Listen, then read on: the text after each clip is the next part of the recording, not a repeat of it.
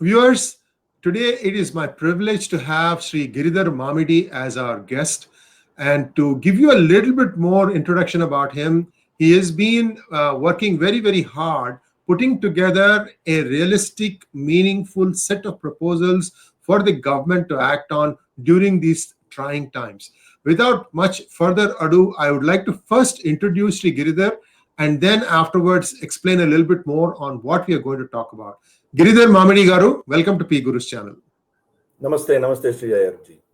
Namaskaram, Giridhar Garu. And I had the privilege of being on your channel about a month ago, where you gave me a complete 2 hour slot. In fact, you gave me an unlimited time slot to talk about blockchain and how it can be used in various facets of governance. And the feedback I received was extremely, extremely positive. And thank you for that. So, Giridharji, I'm going to bring your attention to your recent effort called Arth Yagna. In Arth Yagna, what you have done is try to sit together with some experts, subject matter experts, come together with a set of meaningful proposals that you have submitted to the Prime Minister of India, not just pointing out the problems, but also the solutions. So before I give you the floor, sir, I would just like to recognize all the people who put in the effort for this endeavor. It starts with you, Giridhar Mamidi, and I'm going to just give a brief background about each one. Viewers, please bear with me. This is a very important hangout, and I would like to make sure that I present you the proper credentials of all the people who put together this document. Starting with Sri Giridhar Mamidi. He's a chartered accountant. He's an economic, political, and strategic affairs analyst. Dr. R Venkatesh, chartered accountant. He's also a lawyer now. And you all know MRV. Dr. M. Mohandas, retired professor of development economics and Dean, Kerala Agricultural University, former executive director of the Virtual University for Agricultural Trade established by Kerala government, president of Bharatiya Vicharana Kendram. Tulsi Tiwari, she's an MS in chemical engineering from IIT Chicago, economic and policy strategist, entrepreneur, mentor, author, angel investor. V.K. Madhav Menon, leadership and management mentor. He has an MA in economics, Loyola College, Chennai, MBA from Cochin University, MIM from Thunderbird, USA, fellow Salzburg Seminar. Then we also have Niranjan Pujar. He's a BCA, MBA, PhD. He's an assistant professor, co-convener of Prajna Pravash, Karnataka. CA Vijay Totapalli. He's a BCom FCA. Another CA, Naresh Chandra Gelli. He's a member of SIRC of ICAI. He's a member of FTCCI, past president of HMA. Another chartered accountant, C. Venkatram. And lastly, D. Balasubramaniam, MBA, Asian Institute of Management, entrepreneur, strategic finance consultant, India Head Procurement and Supply Institute of Asia. Wow, that's an impressive set of people that came together and applied their brain power to come up with this set of proposals. So, Giridhar Garu, I yield the floor to you. So perhaps you can start from how did this concept of reaching out to so many specialists come about? Where did you start? How long have you been working on this? And then you can start going into the details of the suggestions that you have given. The floor is yours, sir. Namaste, Ayarji. Thanks a lot for inviting me today. Like what you said, in the month of April, when the lockdown started, we were watching what is happening to the economy and we were very concerned. Government had announced, as you know, initial package of about 1,70,000 crores. And later, after a couple of weeks, after 2-3 weeks, they came up with this package of 20 lakh crores, unprecedented in Indian history. While we were all very happy with the proactive stance and role taken by the government, we also were getting some distressing signals from ground level, the migrant labor and the loss of jobs and permanent change in the demand pattern at ground level. So we were watching all these things, and so slowly we started. A few of us started coming together and then discussing this, and that's how we started gathering this team. As you could see, that none of us belong to any single organization or any specific set ideology, I would say. We are all professionals in our own right. So all of us came together, and then we kept brainstorming in terms of what should we do. One of the disturbing messages that we got was some organizations like MSME related bodies, when they approached bureaucracy in Delhi, they were not getting proper vibes from there. The messaging they got was, well, it's a matter of a few weeks disruption, and why are you making a big noise about it? After the disruption is over, it will be business as usual. So why should you really worry about it? That kind of a messaging was coming in. We figured out that the bureaucracy has probably not really understood the impact of what is going to happen at the ground level. Even now, as we can see, after the unlockdown one has started, though the businesses have started and shops and establishments are opened up, there are no customers. Large sections of businesses are just lying idle. So while the 20 lakh crores is a thrust on the supply side, on the demand side, nothing much has happened. So not just that, whatever has been told as motherhood statements in Delhi, it is not percolating down to the ground level. The MSMEs, for instance, at the grassroots level, they're struggling to get funding from the banking sector. Maybe a few banks, especially in public sector, SBI, Bank of Baroda, Punjab National Bank, few of them have been very proactive in trying to give money to people. But the private sector has simply refused to give. I've been inundated with calls, so were others of my team, with so many people trying to request if there's a way that we could speak to the government and find out if they can help in terms of getting their funding needs addressed. So these are all the background with which we started talking. We had a regular calls, every alternate day, every 2-3 days we used to meet and discuss this at length, brainstorm. Then we came up with a thought that why don't we write something to the government? We found that some group of people who called themselves economists, among them, Ramchandra Guha, who's not an economist, they wrote a document to the Prime Minister where they suggested, nationalizing the private property as well. These were all very draconian suggestions that were given there. And the tone and tenor of the entire letter seemed to be suggesting more of a my bap kind of approach, which is more of a government has to do everything, that kind of a stuff. But the government also needs funds. So with this background, we thought people who are genuinely interested in the growth and glory of Bharat and the Indian economy, we should put together something to the government. At least initial thoughts, let us put it, and we'll probably drill it down as we go down the road. That was the initial idea. So I like your broad objectives. The 3 objectives that you've mentioned: to make family central to economic policy formulation, to nurture and cultivate entrepreneurial talents, to leverage on civilizational values, individual duties rather than constitutional rights. So this is one debate that has been going on for a long time. These are my rights, but people never talk about the duties that come along with the rights. So I really liked your charter, and let us start getting into some details. First off, distress management, you had a set of recommendations. Perhaps you can touch upon that a little bit. Yeah, what we did was we put them in 3 buckets. One is distress management, and second is demand stimulus, and the third one is policy related. Distress management is more to do with filling the gaps what government probably has left in their package. Essentially, we spoke about FRBM and the prudential norms to be kept aside for at least a year for MSMEs. These are hurting us actually. FRBM rules are forcing you to be very cautious. You don't want to go overboard in terms of your spending and stuff like that. That's all okay in a normal year, in a normal going concern. I'm being a chartered accountant, I'm using a term. We have this concept called going concern. If it was a going concern, yes, these are all fine.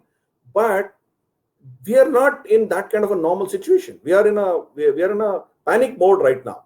So you have to throw all of that, and you need to focus heavily on trying to survive and ensure that your grassroots level things survive. So the first recommendation we gave was to throw out FRBM and prudential norms. They're not throwing it out completely, but at least stay them out for a year or so. And then we spoke about there are lots of categories which are not in BPL category. For instance, you take entertainment industry, hotel industry, or you take tourism, or you take temple, for instance, a lot of ecosystem around a temple. All these people are affected. Even in unlocking period, all these people are still affected, right? There should be some support to them. Unfortunately, a lot of people are going to slip back into BPL. While many things were announced to BPL categories, there are lots of people in the non-BPL category who are not really being addressed in this. So we recommended that government does a similar thing like what they are doing for BPL to even these sectors, for these people as well. And people who are in the BPL also, they can't recover. In a 3 months, it's not a 2 or 3 month layoff. They've all gone back to their homes, or they've lost their jobs. They're not going to be employed anytime soon, or no proper means of survival for them. So we've asked them to double up pulses and food grains that the government is giving, to double the allocation at least till December. Yeah. Could you explain what BPL means? Below poverty line. Okay, got it. Thank you. Yeah, there is a concept in India called below poverty line. I mean, our bureaucracy is very funny. In fact, there is a concept called eligible suicides. I don't know whether you heard it or not. If farmers who commit suicide are entitled to certain governmental benefits, the family gets some benefits. So how do they categorize it? They categorize them under eligible suicides, as if suicide is something eligible. But that's Indian English for us, English, British have left, but then we are, literally abusing their language. Teaching them a thing or two.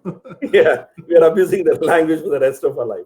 Yeah. So, and then we said we should urgently levy anti-dumping duties on Chinese products, especially those which are not on the high-tech end, the consumer durables and food-related, or things which easily can be produced in India. Shriji, see, you must be knowing this, not just China is not just dumping stuff in India, but through their other tentacles in India, in Bharat. I think we should not use the word India. Habits die hard. In Bharat, you see, they have consistently used their tools, their NGOs, their moles in this country to kill our local industry. The example is what they did to Sterlite industry in Tuticorin, right? 40% of India's copper, they've killed it. But they're doing it even in small and medium enterprises as well. There are strikes which happen there, labor unrest, or suddenly there will be some pressure from governmental agencies itself. They know how to use our system, and they're killing it. So what we are recommending is all these cases where our local industry is badly hit, or they've more or less killed them, government should immediately levy anti-dumping duties on products which are coming from China, or through their other sources. China doesn't need to send it as PRC. They could send it through their proxies also. So all those things, government should be really sensitive and slam it. And one important thing that we recommended was that all government employees should also take a hit. 30% of their salaries should be reduced between now and 31st of March 2021. The rationale behind this suggestion is at least government employees are sure of their employment. Their salaries are guaranteed, and they get their annual retirement benefits and annual benefits and all. But look at the industry in the private sector. Many lakhs and lakhs of people are going to lose their jobs. Companies are going to shut down, or at least they're going to have a period where at least for 6 months, 8 months, for them to revive, it's going to be tough. Many employees are not going to get their salaries. Not just that, even those that are having salaries are going to take some kind of a cut. So when the whole industry, whole economy is taking a beating, it can't be that the government is not going to also feel the pain of it. government also has to reduce its cost. Government has to be part of this entire national pain that we are all going through because of this virus. So that was a very significant suggestion we gave. Well, this can be debated, this can be discussed. Right. Some said, why not? Why do you apply to everybody? Well, you see, even a class 4 employee in government probably earns more than a low-level employee in private sector. In and certain hence categories. the demand for government jobs. Yeah, absolutely. And you know how much corruption happens to get even class 4 appointments. Right. So it is important that everybody in this country take a hit, and we are part of this particular exercise in terms of trying to save our economy. The government cannot be immune to it. Government can't continue to spend the way they are spending it and then expect the rest of the industry to ramp up. No, that's not correct. Government also should take a hit. So this is one suggestion that we had given. And we had also suggested that interest-free crop loans should be given to small farmers of, let's say, 5 acreage or less. For those people, they need to somehow give some support. Maybe beyond 5 years, that we could consider beyond 5 acres, we could probably look at it differently. But at least immediately, we need to support all these people. There has been a lot of distress at the farm gate level, as you are all aware. So these are some of the recommendations that we gave, and we also said, provide credit facility to migrant labor. Migrant labor who have gone back to their towns and villages are not going to come back to their metropolitan cities and big towns to do the work. No, they're going to not come back anytime soon. So why not encourage them to start doing something there itself? Create an ecosystem where they get credit there, and they will be able to try and pick up something in their own localities rather than having to come back again all over again. In this disruption period, if you're able to give them some kind of credit and skill development options, they will probably be able to revive the rural economy. I'm sure you're aware, many of our villages have been drained of labor over the last decade and couple of decades. The migration into cities has been unsustainable. Now that they have gone back, I think we need to somehow do something to retain them there as much as we can. Yes, Sri. Well, one question that people keep asking is, Manrega has made people complacent and not wanting to work because there was guaranteed income for a certain amount of days in a year. People don't feel like working anymore. Now, that is a concern that current government also probably has, saying that if we, allow people to just give them something where nothing is expected in return, then there could be a challenge. But these are extraordinary times. One broader question I have for you, Giridhar Garu, is have you calculated the amount of money that is required to implement all your suggestions? So, well, see, the point is currently whatever schemes have been announced under this 20 lakh crores, that itself, if it is used, channelized in the proper direction, we could be doing wonders. Here, what is happening is, though the announcement is grandstanding, it is not actually percolating it to the what is the micro level. It is not happening. You mentioned about Manrega. As per Manrega records, they have revived so many water bodies in this country. So many people have been paid minimum wages for having revived a lot of water bodies. So many ponds and lakes and right. They get silted. Yeah, they get silted, and they've been occupied. A lot of kabza happens. So all these water bodies are supposed to have been revived. Have you seen a single water body revived in the last decade or so? No. So what happened to these Manrega funds? So it is not about the policy, it is about how do we implement. In fact, in our demand section, we did mention, we said, you use Manrega funds to really revive, rejuvenate all these water bodies. The moment you do that, you see how the problems, water problems that we are all having between Karnataka, Tamil Nadu, Karnataka, Telangana, or across the states, all that can be addressed. Manrega funds have to be really utilized, not just to give money to somebody for the record, but use it to create assets for this country. The existing assets need to be rejuvenated, and new assets have to be created. That is how it has to be used. So this recommendation that we have given, that you do something to retain the labor in their towns and villages should also be clubbed up with Manrega and other schemes that government already has. We don't want them to really pump in new funds. Whatever you have, channelize it as an emergency basis to give employment to people. In return, try to create assets for the country. This is how we have looked at it. If you see in our statement, we said leverage our civilizational values. Our civilizational values, if you go back, Acharya Chanakya focused on this. He focused on creating wealth.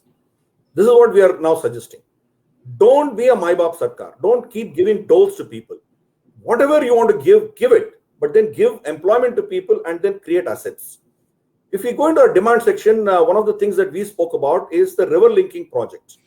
The river linking project is something which has been discussed literally since our independence time. And so many reports have been made, and the final report is with the government of India today. In fact, in one of my programs, Dr. Kalyan Ramanji, who worked a lot extensively on Saraswati River, Yes. he mentioned that there is a project report with the government where the Sharada River, which flows from Nepal into Bihar, Uttar Pradesh area, that is the water is going to get diverted and it will be drained into the Saraswati River. So the water would like you have flyovers over rivers and lakes. There would be a flyover of water. Water would be flying through flyovers and then reaching the original Saraswati River. The project reports are all with the government. What we are requesting is you please announce it. In the next 4 to 6 months, you announce it and then lay a foundation stone. That in itself will give such an amount of positivity. Just imagine so much of water which is getting drained into the sea. You are able to divert it in the next 10, 15 years down south, which is parched, right? So this is the opportunity for us to create employment. So this comes with a lot of ecosystem. You need bridges, you need canals, you need construction, and so you're going to have labor colonies. You're going to have to buy a lot of equipment. So the heavy machinery industry is going to go up. One announcement of river linkages itself is going to give a massive boost on workforce demand in this country. So that is one recommendation we gave. What you said is right. Instead of creating assets, Manrega and others have really, been leaking pots in our budget. So moving on, these are all viewers. These are all demand revival measures that Giridharji is talking about, and I find some very, very interesting suggestions towards the end. And I'd like you to spend a little bit of time explaining this. The first one is you said that we need to rationalize GST rates to only 2 slabs, 8% and 16%. So we have now more than that, right? So yeah. Can you explain a little bit about that? The next one is even more interesting. Go ahead. Yeah, see, the bureaucracy that is involved in GST is massive. The concept of GST, nobody is finding fault with. But at the implementation stage, we have serious challenges. We have so many slabs, and the question of how do you interpret some things. The typical thing is roti has a certain rate and paratha has a different rate, that kind of a stuff. Medicines, you have different rates. How do you call something a cosmetic medication while probably lifesaver? We don't know. So these are all subject to interpretation, and that the moment there is a subjectivity involved, there is corruption and things like that. Plus the quantum of reports that you're filing, the quantum of bureaucracy that is there, it has given leverage to a lot of people to beat the government with, So what we are recommending is simplify it, bring it down to 8 and 16%, so that you kill all this ambiguity and then you bring a lot of compliance. Simplicity brings compliance. Complication, as you have complication, people tend to avoid or evade. So that is the driving force in which we decided to recommend this 8 and 16%. So many countries achieve revenue neutrality. There could be some challenges because whatever slabs you have, still you're going to have some dip in revenues in this current year. That is a given. Oh, that is given. Yes. That is a given. So whatever levels you're going to get, you're not going to have major impact on these things. If you see that, high luxury items which are charged at 28%. For instance, cement is charged at 28%. What's the wisdom in charging it at 28%? It doesn't make sense. It's an essential thing. Yeah. It is an essential thing, and that gives so much of employment when construction happens and things like that. It's not a luxury item. Even a jopdi, jaggi jopdi, a small hut you're going to build in a small place, a 1 or 2 bedroom tenement, you still need cement. Right. So what are you talking about? So, somewhere we need to rationalize all these things. So that could itself spur a lot of stuff. What happens is you're not spreading your reach. You're focusing on only some people, and the revenue that you're getting is limited to what you're happening. The sources who are paying you. If it is 8 and 16%, you would see a lot more compliance. You would see a lot of people willing to, be part of it. In fact, we are recommending that more should be in 8%, and only the luxury items and which are non-essential or which can take us some additional 8 should be in 16%. Large chunk of it should be in 8%. Probably in a few years from now, maybe 3-4 years from now, we should be in a position to move to a single slab. Here, the bigger problem is credit is being blocked. So we have recommended, if you see, governments to the state and central governments to discuss and bring it to 8 and 16% with no blocked credits. So that is one thing which is really killing this entire GST regime there.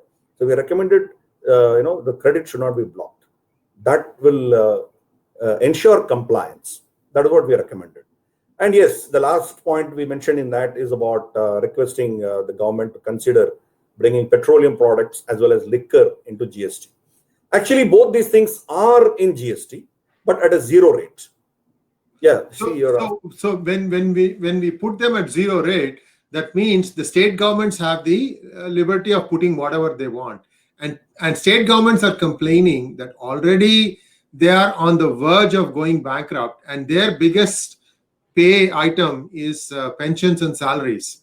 If you take Tamil Nadu, for example, I have read some numbers, 2 years old, but still more or less current. 140,000 crores was what they were making as revenue for the state. And out of that, 105,000 crores was salaries and pensions. And the remaining 35,000, if they had the scheme called Amma scheme, which was free food or fairly subsidized food. And they said that even this 140 is being achieved at calculating with TASMAC, which is essentially a public distribution scheme for liquor. And if they said, if Amma banned that, then we would be straight away in negative. And they said that we do need to have that extra buffer, extra cushion of being able to charge more on liquor and on petrol. It means that at the state level, perhaps the governments don't perform as efficiently as maybe at the center. I'm not here to judge that part, but this was the main objection, and that was why they left these two out. That's what I was told. So can you please explain your rationale on how that makes things better for the states? Yeah, see, if you go to our next section where we spoke about policy, there are 2 points in policy which are actually linked to this recommendation. The recommendations that we gave was, we said the government should cap that all their salaries and pensions of their government staff should be pegged at 10% of their revenues. Now, it is significantly high. It's not possible today, but then progressively you need to bring it down. What has happened is government is not willing to shrink. It refuses to cut itself. So the kind of expenditure that it has invested on itself, it's not sustainable. And you expect to fill that, then you're going after GST, or you're going after petrol or liquor, trying to earn to fill that. So in the first place, why do you need that kind of an expenditure? Why do you need it? So as long as you are focused on doing this Mai Baap Sarkar, typical term, when you want to give everything free, doles, obviously you need money from somewhere. So you reduce your expenditure, obviously you don't need, there's no demand for revenue also. So it has to be a two-way process. That is the reason why in our policy section we recommended that at least 20 ministries should be wound down and about 100 departments should be shut off. There are many departments which have nothing to do. Let's look at, let's say, agricultural ministry in the central cabinet. Agriculture is a state subject.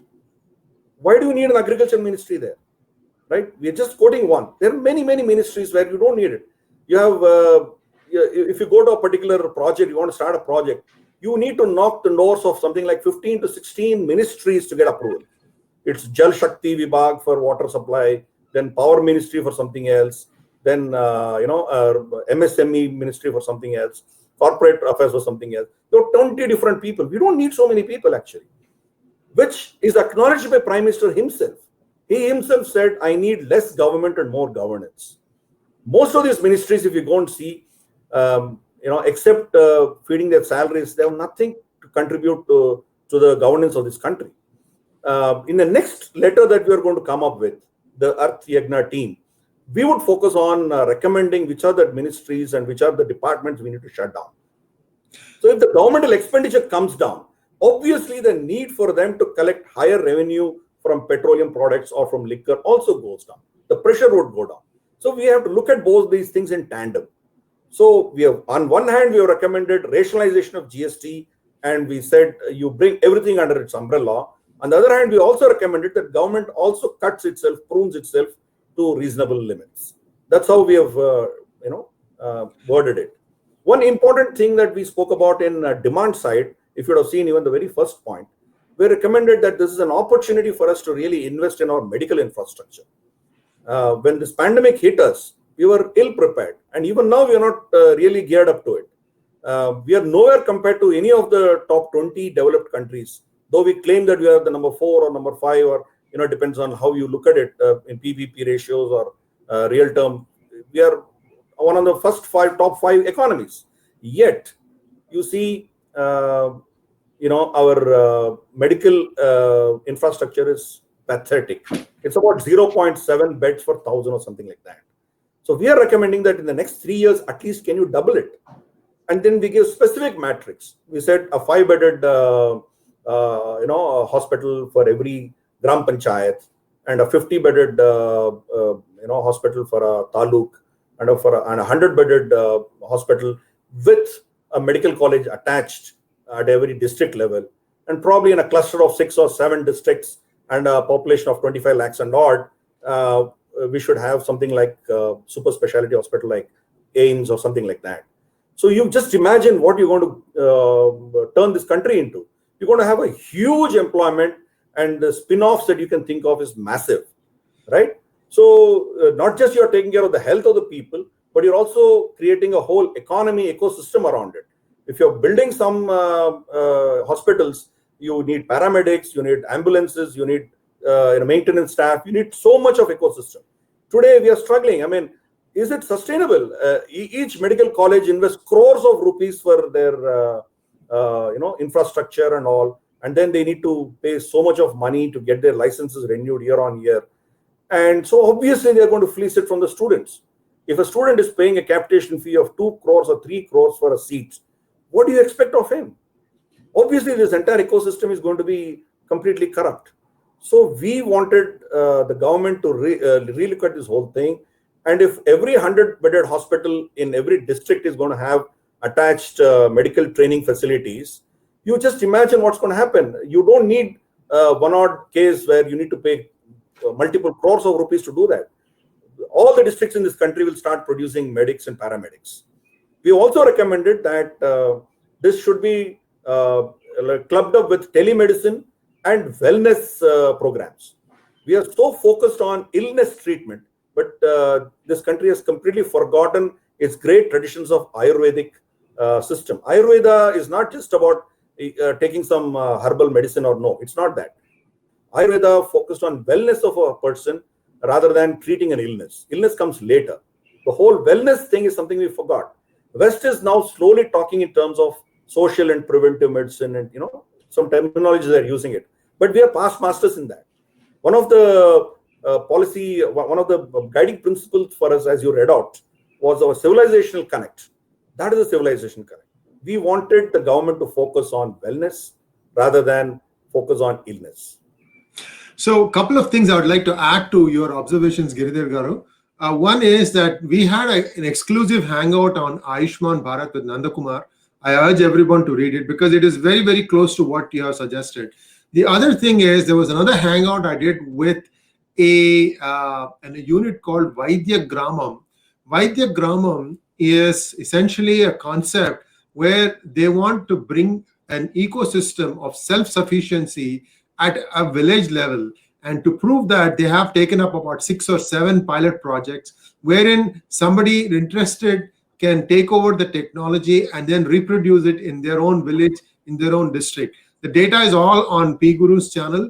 I'll give the links for those two in this particular hangout so that people who are interested can take a look at it. Vaidyagramam, I have gone there. I have spent time there. It's an excellent Ayurvedic ashram. But they didn't stop there. They build their own food. They make their own herbs. They also produce, they have their own goshala. They produce manure. They also produce fertilizers, and they are giving it to the for villages around this place. They're saying, instead of using the fertilizer, use this. You will have the same kind of yield. And they're proving it by saying that, look, we are using this in our own crops. You can come take a look for it yourself. And so on and so forth. They're also working on region or capturing rainwater, how to use that. And they also have an ecosystem for self-sufficiency in solar energy. I was just blown away. The most interesting thing about this was you did not have internet access. I mean, the internet access was only for like a very small amount at a small amount of, a small period of time. What it helps you do is you are there for treatment, you're there for wellness program. You want to spend time relaxing, thinking what you want to do. Study was not stopped, but they said that don't use electronic equipment because that kind of disturbs the treatment and so on and so forth. But this was an excellent conversation, Giridhar Garu, and I wish you all the best. I hope the Prime Minister's office and the Prime Minister himself, I don't know how much time he has on these things, but somebody responds to your proposal and that it can take it to the next step. I think all the suggestions are very reasonable and excellent. It sort of summarizes a lot of things that I've been talking with Mr. R Venkatesh, Dr. Subramanian Swamy, Sri Gurumurthy, and Professor R Vaidyanathan. All these things, you put it all into a summary and then you come up with a simple 9-page proposal. And I really wish you all the best. And this is a very noble effort on your part. And let's hope that we will have another hangout when you finish the second stage, where you are identifying the different departments that need to go and many other things. Essentially, the world is going towards a consumption-based taxing rather than income-based taxing. And the first step India has already taken, which is GST. And that needs to go a little bit more. And this will become a better balance in terms of you only spend what you need rather than going for all the luxury items. If you have the money, sure, go ahead and buy it. But India somewhere lost its access and went off much more to the other side, and it needs to find its way back. Thank you very much, Giridhar Garu. Thank you very much for watching this hangout, and please subscribe to PGurus channel and also donate to our cause. Thank you very much.